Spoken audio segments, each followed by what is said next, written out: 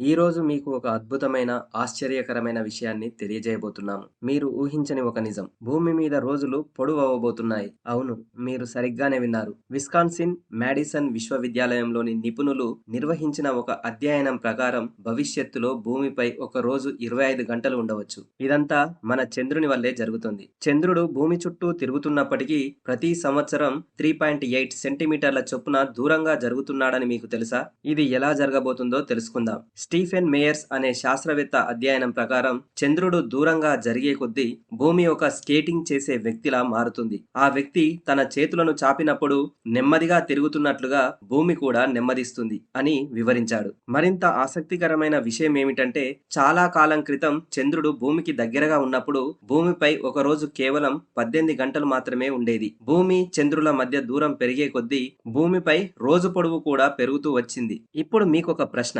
200 మిలియన్ల సంవత్సరాల తర్వాత భూమిపై ఒక రోజు ఎన్ని గంటలు ఉంటుందో ఊహించగలరా? ఇలాంటి మరిన్ని ఆసక్తికరమైన విషయాలు తెలుసుకోవడానికి మా ఛానల్ని సబ్స్క్రైబ్ చేయడం మర్చిపోకండి.